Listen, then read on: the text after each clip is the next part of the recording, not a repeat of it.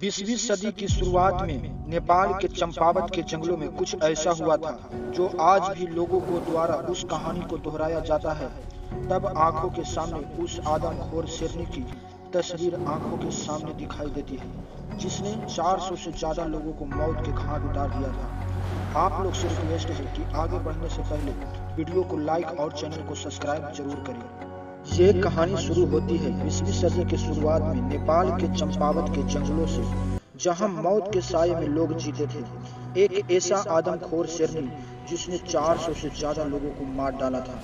यह शेरनी पैदाइश राक्षस नहीं थी, वो भी एक आम टाइगर की तरह अपना जीवन जी रही थी, लेकिन एक इंसान की गलती के कारण 400 से ज्यादा लोगों को जान देनी पड़ी। हुआ यूं था कि एक आदमी उस टाइगर पर गोली चला देता है।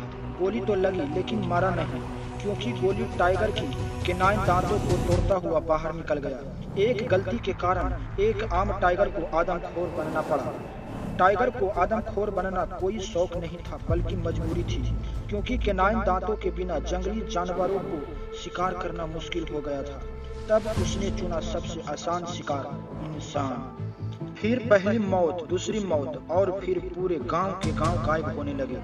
लोग खेतों में जाना छोड़ने लगे, बच्चे स्कूल जाना भूल गए और महिलाएं लकड़ी लेने भी नहीं जा सकती थी, क्योंकि जो भी लोग जंगलों से होकर जाते थे बहुत कम ही लोग वापस आते थे, क्योंकि वो दिन में भी हमला करती थी। नेपाल से लेकर भारत के कुमाऊं तक हर लाश पर एक ही निशान था। कुछ आंकड़ों के अनुसार 436 और कुछ में 400 से ज्यादा। गांव के गांव लोग उजड़ गए। अब भगवान से नहीं बल्कि जंगलों से डर लगने लगे थे। कुछ दिनों के बाद ब्रिटिश सरकार ने इनाम रखा, सैनिक भेजे, शिकारी बुलाए, लेकिन वो हर बार बच निकलती, जैसे उसे इंसानों की चाल पता हो। तब सरकार ने एक आखिरी नाम लिया, जिम कॉर्बेट। यह सिर्फ शिकारी नहीं था, बल्कि जंगल को समझने वाला इंसान था। जिम कॉर्बेट ने कहा, मैं उसे मारूंगा, लेकिन सिर्फ तब जब यकीन हो जाएगा कि वो वही हत्यारी है।